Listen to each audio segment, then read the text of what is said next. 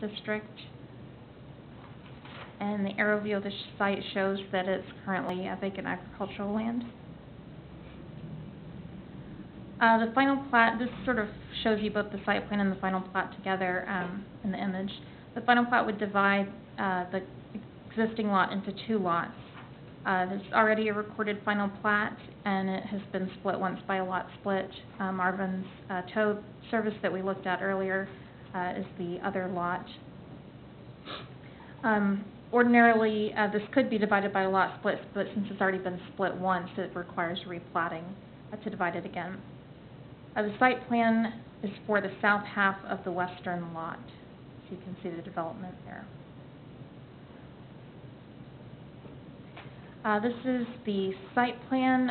It's actually the landscape plan. You can see the sort of a zoomed-in portion of the site with the development, the parking lot, the building, and the landscaping.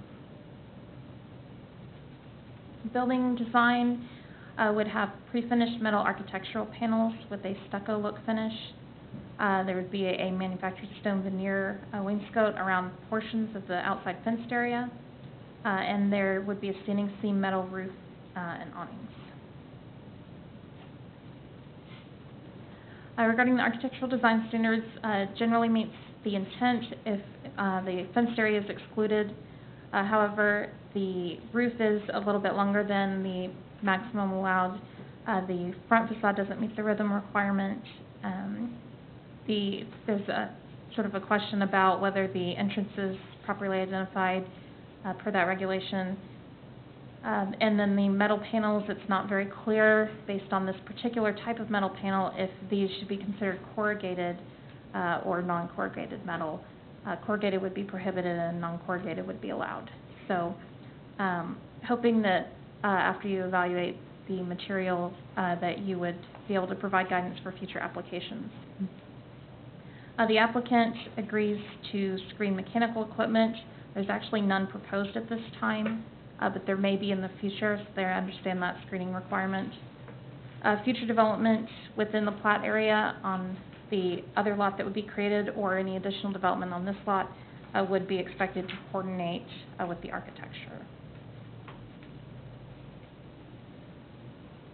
The outdoor sales area would be screened on the south side by a 6-foot black vinyl coated chain link fence with black slats. There is currently no fencing proposed on the west, east, or north sides, only on the south side of the sales area. Staff had recommended a stipulation for screening on the east and west sides, but the applicant has stated that they are not in favor of that stipulation. Outdoor storage is not allowed in commercial zoning districts. Outdoor display of merchandise is allowed, so staff has made it clear to the applicant that the merchandise will be required to be on display similar to a typical outdoor garden center at a home improvement store. 20 parking stalls are required. 25 are provided, however, 7 of those are located behind the gates in the fenced area. So at least 2 of those would need to remain unoccupied by merchandise and available for employee parking in order for the minimum requirements to be maintained. The handicap stall needs an accessible route to the building. That was not shown on the plan that went before you, but I believe that may have been resolved since then. Landscaping and setbacks. The current plat actually has a 150-foot front building setback. It was originally platted in the county. The new plat would allow them to change that front setback to the city's requirement of 85 feet from the center line of 191st Street. 2 trees would have to be relocated to be within that building setback area to count towards the street frontage trees. There's currently a requirement of 5, and only 3 are actually within that area, though there are 2 that are fairly close. The applicant has verbally agreed to move the trees accordingly. The northern portion of the site will remain undeveloped at this time, and so it was not counted as landscape open space for the open space tree requirement.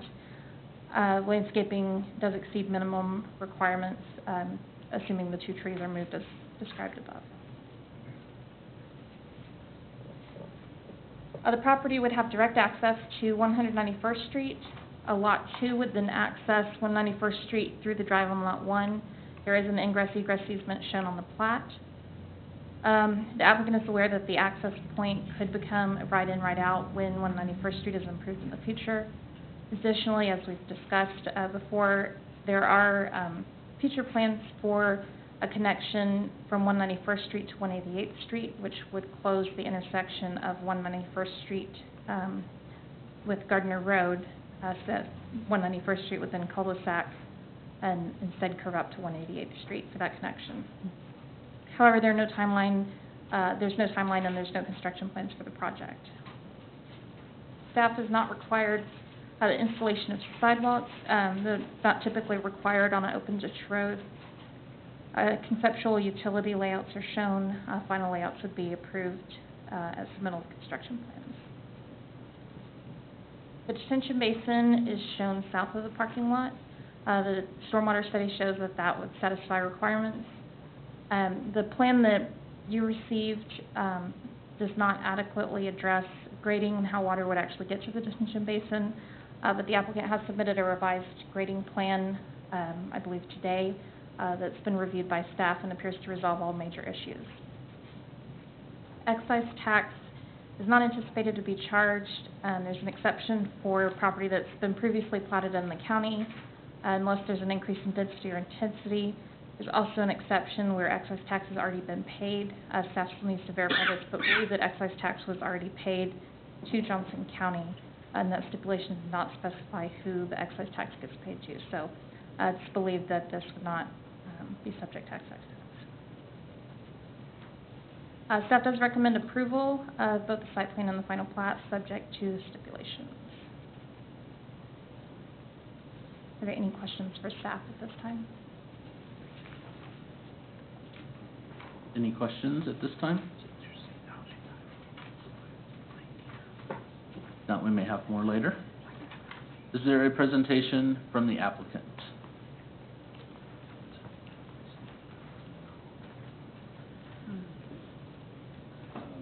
My name's Larry Lisbona. I'm an architect, Lisbona Architects. It's P.O. Box 860905, Shawnee, Kansas. Don't really have a presentation other than that. I'd like to let you know that this business is their home office is in Iowa, and a representative of the company is here tonight to answer any questions about their business. They currently have a kind of a satellite office. I don't know if that's the right term, but it's in Olathe, Kansas. They're renting a facility, been there for a number of years, and they're looking at this as a move to make their own permanent home out here. I think they want to do a nice facility that they can expand with. I would like to clarify a couple things. And I guess I'd also like to say that the manager from the Olathe facility is here, the representative from the home office in Iowa is here, and Jim Long from Allen Brand Brews is here if you've got any engineering questions or concerns. About the building itself, there was a comment up there about the metal building panels. It is a metal building, but the entire wall system on all four sides is a smooth panel. I mean, they're not corrugated panels, they're smooth panels with a kind of a stucco texture.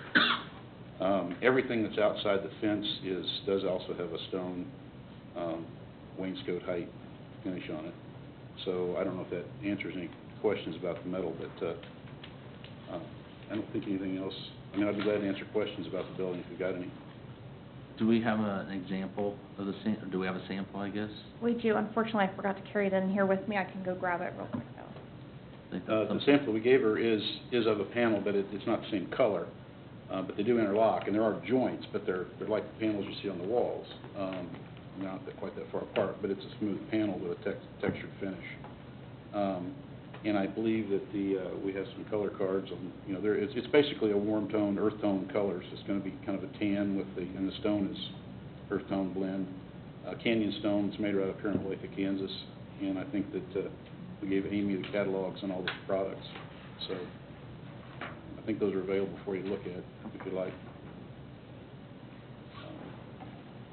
Sounded like that was one of the outstanding items in the presentation. So, which was whether it's corrugated or not. Sure, I understand.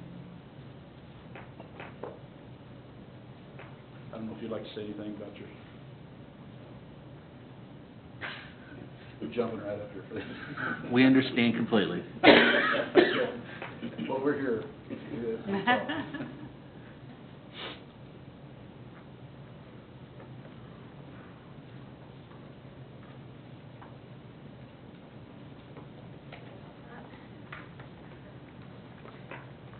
Got a catalog for the stuff.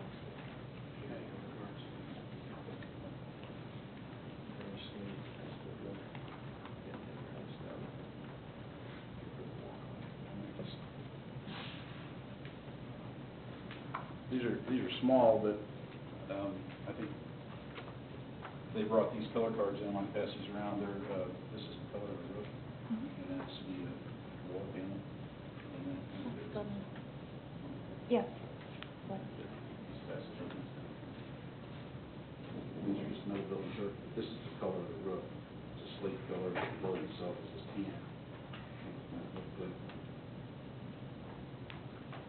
Does that make sense? Yeah. Okay. And how big are the panels? That is the size. That is the size of it? Yes. So you would have In fact, I think the joints. I think the report that Amy sent out had a picture. The exact panel was represented on the report. I don't know if you all saw that picture. Matter of fact, that was the same contractor built that exact same building, and except it didn't have stone on it, and they were gray. Matter of fact, that's it. That's the color of that building.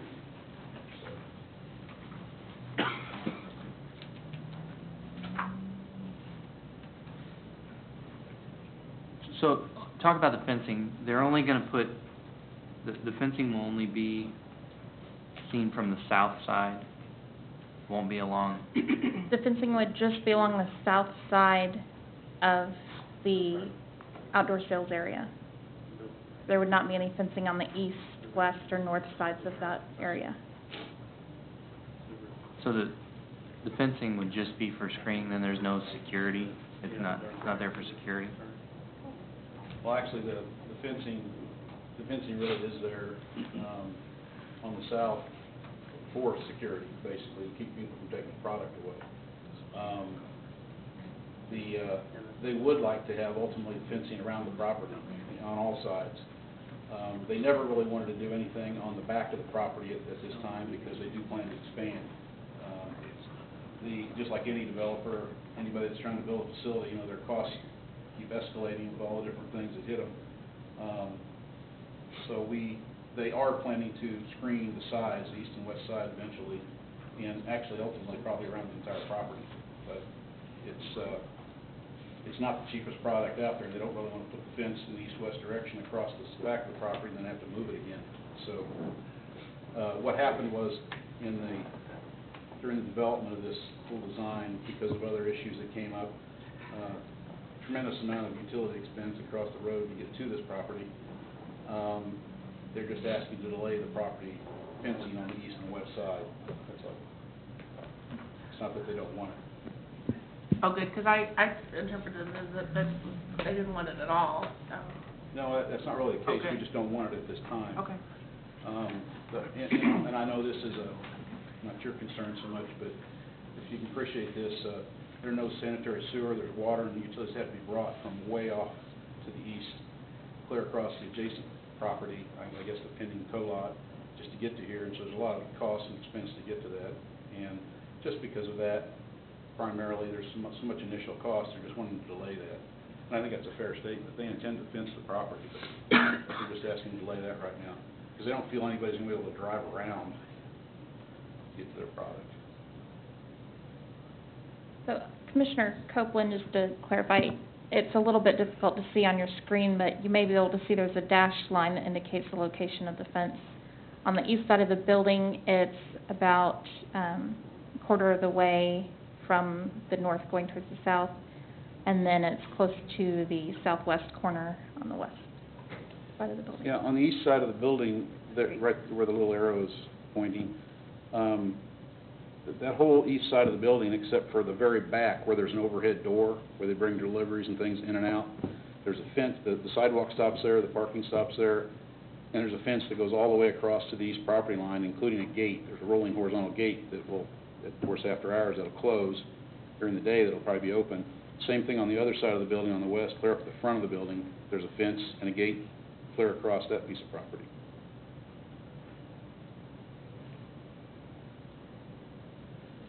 I might also mention, there was a comment about the landscaping. We really didn't have any problem with the landscaping at all, other than the fact that as the project developed, engineering asked us to put the detention basin in front of the building, and it grew to a size that it actually touched the utility easement, clear back towards the parking lot.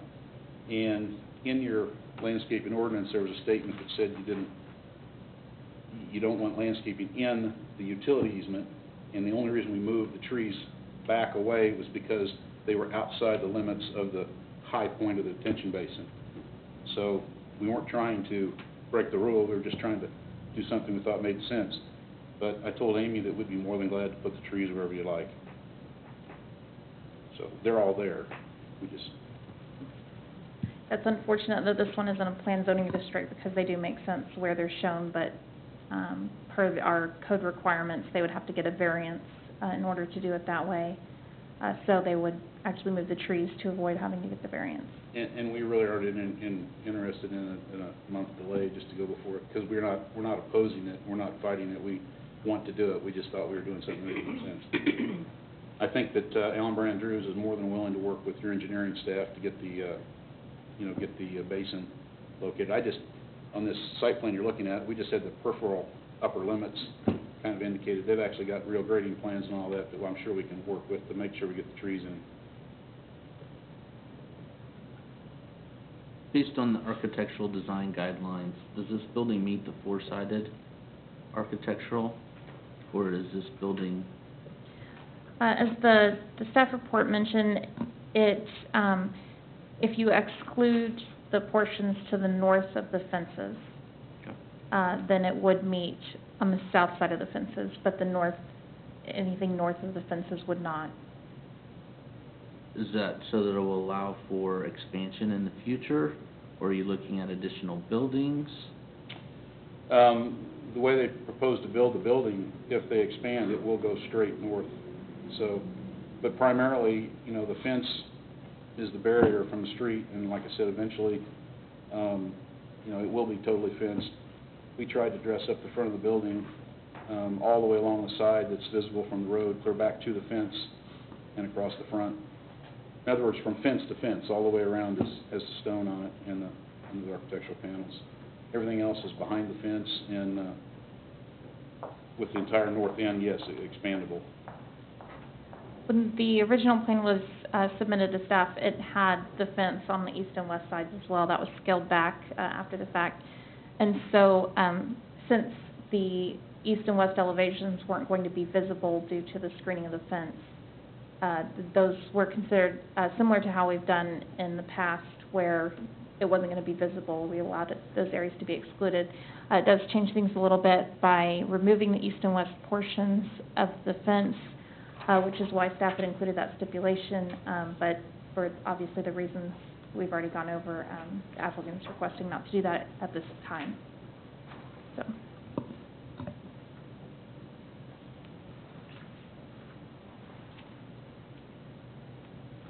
Are there other questions, comments? I'm sorry, I'm not sure if it was asked, but how long before the property would be fully fenced in?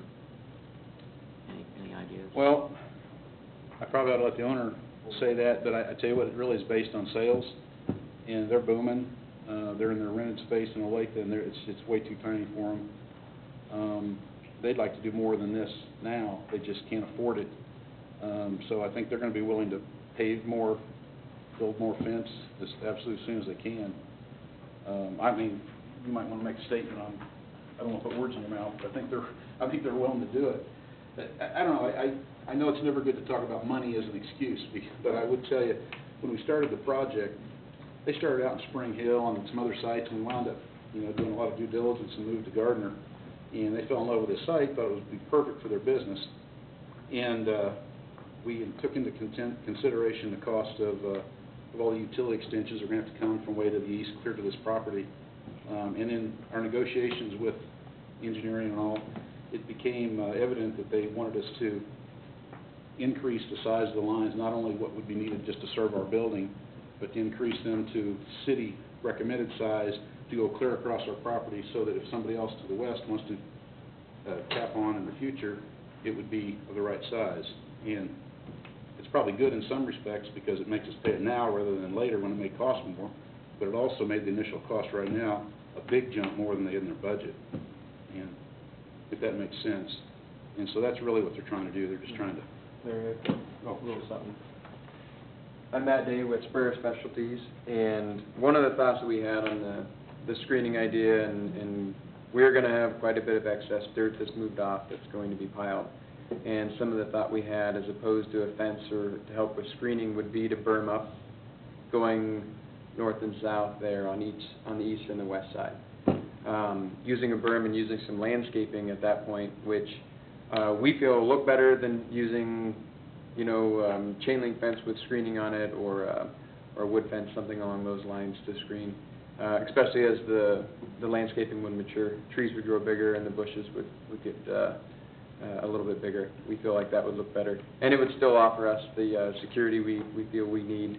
Our products are not something that somebody can easily just throw on their shoulder and haul off with. So that's kind of our thought. I did bring some examples of just driving around some berms and some ideas that we kind of would like. So it'd be a lot of green area too. If you'd like to see that or not. Matt, can you spell your last name, please? D-A-Y. And your address? For the property? Or whatever you'd like to give.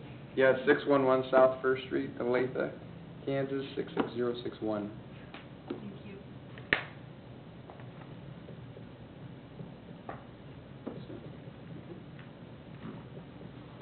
I guess my concern is, what if you don't expand soon, and then you have a piece of property out here that has a fence in front, and it doesn't go all the way around? That is one of my concerns long-term, not only for your product, but then also for the other properties that would come in behind you in that area, which we believe that is one area that will grow rather soon. To the north, you mean? That whole area out there. Yeah. So that's one of the things that we have to review on our end. We understand the money piece of it, but Sure. we have to look at it not just today, but 5 years, 10 years, and 20 years down the road. Hopefully you guys can expand rather quickly and fence the whole area and grow big, but at this point, we don't know that. So Right. that's why we have to look at those options and make the best judgment Sure. with what's in front of us. Is berming an acceptable screening? Because I like that idea. In this case, because our code stipulates for outdoor storage areas and industrial districts very specific screening requirements. In commercial districts, it's just the outdoor sales area. We don't have any specific requirements that would address how that gets screened. So basically, we're trading the architectural elements of the building. You know, we're allowing an exception for that in exchange for screening it. Well, that's... I.e., the stone doesn't have to wrap around the building because the original plan was to be screened on those sides. That's how we have applied it in the past with industrial buildings, was if it was where it wasn't going to be seen, we didn't require the architectural elements on there. Now, again, it's the Planning Commission's decision as to how to apply these regulations. It is within your discretion on the architectural design requirements to make decisions as you see fit, so. Can we put a stipulation to delay the fence for up to X amount of years? Is that able to be? You can stipulate that. Enforcement may be an issue. That's what I was going to question, was the enforcement. Because if they were unable to expand, I would like something that would finish that. Assuming that we didn't have an permit, agree to Right. it, yeah. And there's going to be some cost associated, and then there's also the plants and everything, and then they would start to grow, and then they're going to pull them out and put a fence in. I see both sides of the berming issue. I mean, I like that concept. I would rather see that than a chain link fence. You know, I mean, we could even, you know, we kind of put it in their hands. Either make the building match the architectural design guidelines, or the berm, you know, that will screen it enough to comply with our precedent. I believe the applicant had some more statements I there. have a comment to make if I may. My name is Bill Garrett. I do represent the home office back in Grimes, Iowa, is where our home office is located. And your address, sir? Beg pardon? Your address in Grimes? Let me give you my home address, it may be easier. 13010 Hammond Tree Drive in Urbandale, Iowa. I don't do this every day, so give me I know the owners of this business very well, and I understand your concern about the growth of this company. This company was started in out of a man's trunk of his car, moved to his garage, and then it is what it is today. The owners have some vision for this business to grow dramatically, and the nature of our products and the nature of the consumer that we provide service to, mostly agricultural, is a growing industry today. 5 years ago, help me, Matt, we moved to Olathe, Kansas. This was our first test to see how we would do away from out of state in a different location. It's done well enough that we've decided it is worthwhile not to rent any longer, buy and build. I have great confidence that this building or this business will grow. As a matter of fact, we have tentative plans to locate in another state as we're doing this. So I feel very confident in the growth of this business, and I've been with them now for 3 years and seen dramatic growth and progress in what we do. Thank you. Other questions, comments? So do I understand an intent that perhaps we might consider going with berms as opposed to even the fencing? That is one of the options on the table, yes. And I believe that we would need an additional stipulation to state that. Okay. And as far as the intent of the applicant, if you guys went with the berming, you guys would do that immediately as opposed to delayed? Right, that would be done as the process of I suppose, the landscaping and everything being put into place. The dirt's going to be there, so the berm would be very easy for us to put up. As business would be starting, that would be all done before we'd be in there, I think. Well, I don't know that I'm opposed to that myself. So. Am I reading the site plan right? Along the west edge, those are the 7 parking spots? That's correct. So we're going to put a berm right next to those 7 parking spots, or to the west of that? Or should that be fenced?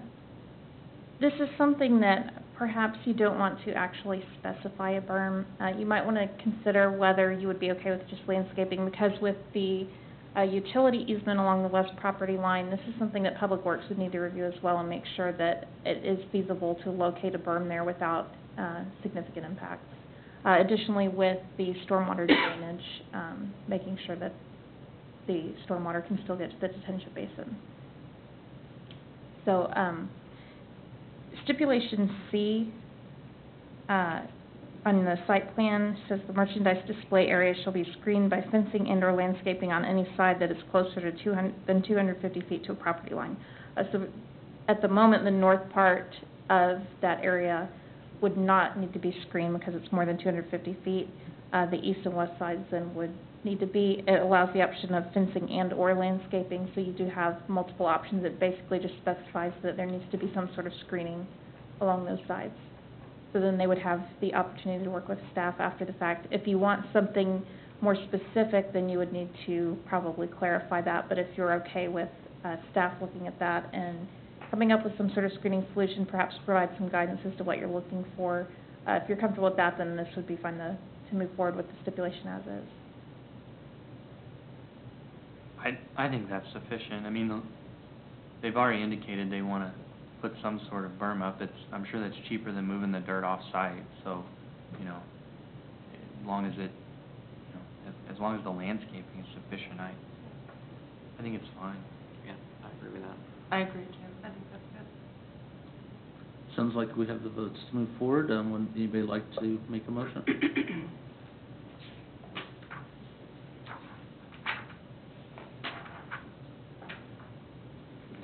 Mr. Chair, I move that we approve SP 12-04, subject to staff stipulations A through E. Second. It's been moved by Commissioner Copeland and seconded by Commissioner Roberts to approve site plan SP 12-04 with stipulations A through E. Is there any additional discussion? If not, all in favor say aye. Aye. All opposed, same sign. Motion carried. This time, we now have the final plat, which would be FP 12-02. The staff have sufficient information to move forward on the last item and understand the difference between corrugated and non-corrugated. No, I would like some additional clarification on that. Okay.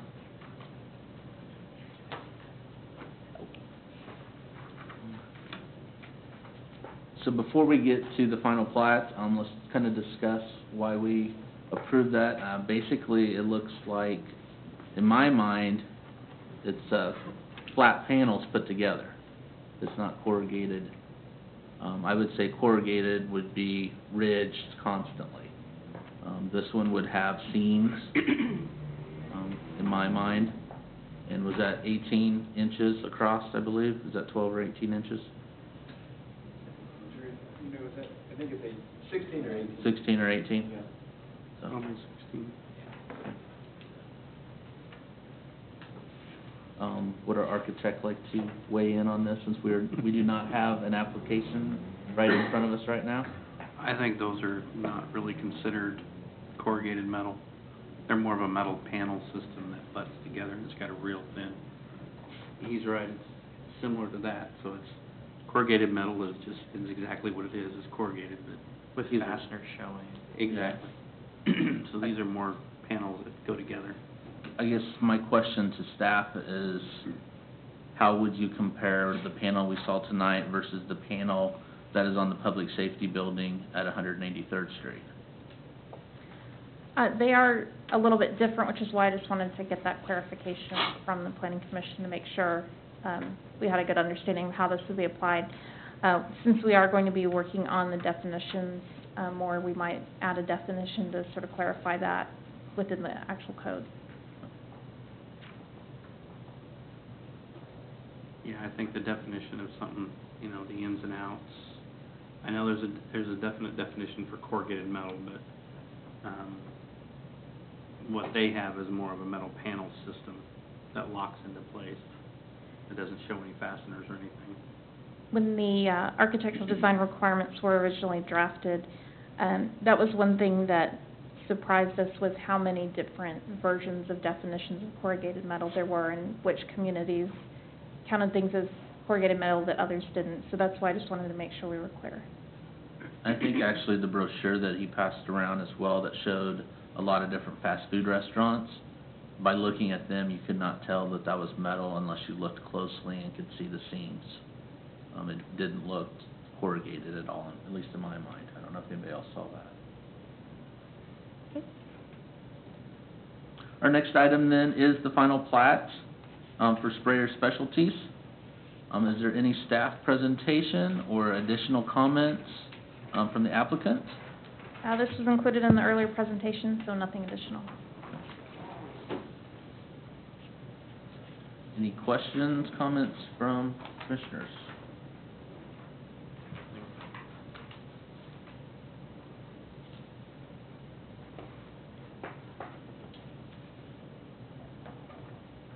One of you three will have to make a motion. Mr. Chair, I move that we approve the final plat for Sprayer Specialties FP 1202 and forward it to the City Council with a recommendation to accept the easements and rights of way, subject to the stipulations noted A and B. Second. It's been moved by Commissioner Manley and seconded by Commissioner Copeland that we approve final plat and forward to City Council with recommendation to accept the easements and right-of-way, subject to stipulations A and B. Is there any discussion? If not, all in favor say aye. Aye. All opposed, same sign. Motion carried. Our final item this evening is consider initiating amendments to Title 18 zoning in order to amend definitions, update the Gardner design guidelines, and for general housekeeping purposes. Want to thank all the business for coming in this evening. Pleasure's ours. Thank you for your time. Thank you. At this time, I believe it is up to the Planning Commission to initiate staff to work on that. Is there any additional comments from staff? There's, again, no formal presentation on this one. We already kind of talked about it with the previous item on the definitions for outdoor storage. This would allow us to add the definitions for signs, landscaping, and potentially corrugated metal, other various things that need to be either added or redefined at the same time. This would also allow us, the way it's worded, to look at any additional things that need to be changed, if we need to tweak anything in the landscaping regulations that we just recommended for approval, or various things related to any of these recent amendments. It's more of a typically called general housekeeping purposes, for lack of a better term. Any questions or comments for staff? Any addition, are you going to send out a list of definitions for us to review?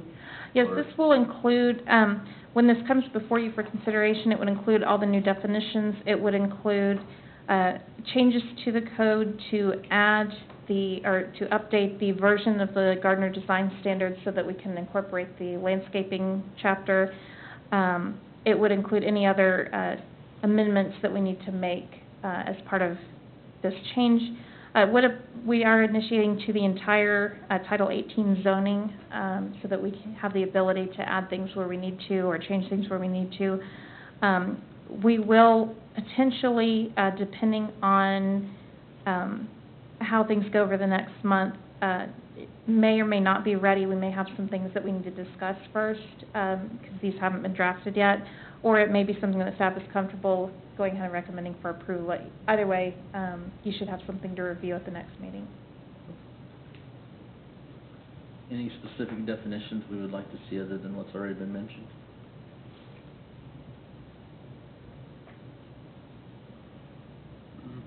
Is there a Not off motion? the top of my head, no. Mr. Chair, I move that the Planning Commission initiate amendments to Title 18 zoning in order to amend definitions, update the Gardner Design Standards, and for general housekeeping purposes. Second. It's been moved by Commissioner Manley and seconded by Commissioner Copeland that we initiate amendments in order to amend definitions, update the Gardner Design Guidelines, and for general housekeeping purposes. This is for Title 18 zoning. Are there any discussion? Not all in favor say aye. Aye. All opposed, same sign. Motion carried. Any additional items from staff in the upcoming months? This was one of our bigger months, I know, and we actually got done in good time, so have a few more things to go till next month. Yeah, we still have a lot that got continued, but fortunately we did get some crossed off the list today. So one more comment about the last item is I'm not sure if we actually can have the public hearing on those at the next meeting. I'd have to look at the calendar. The way the schedule falls for advertisement of the public hearing, the newspaper schedule doesn't meet up with our public hearing schedule, so it winds up being almost a full week earlier than it's supposed to be when we have to get that to them. So based on that, that day may have already passed. It depends on how the month falls as far as which day it starts and ends on. So that's something that we may or may not be able to do at the next meeting, but like I said, either way, I'll at least have something for you to review. So. Are those ones that we have to publicize each month? Because we initiated them, I know there was some question on that. If the public hearing is continued, the only time it has to be new letters going out to property owners is when the applicant requests the continuance. in the case like of Arvis Bank, last time they requested the continuance, so we did have to send out those letters again. In this case, because they've now had 2 opportunities to come and speak at the public hearing, they've already been notified twice. And so because we have at the public meeting continued it, we're okay for next meeting without re-advertising. Any other questions or comments for staff? Otherwise, I'll move for adjournment. I move we adjourn. Second. It's been moved by Commissioner Manley and seconded by Commissioner Pop that we adjourn. All in favor say aye. All opposed, same sign. Meeting adjourned. Thank you.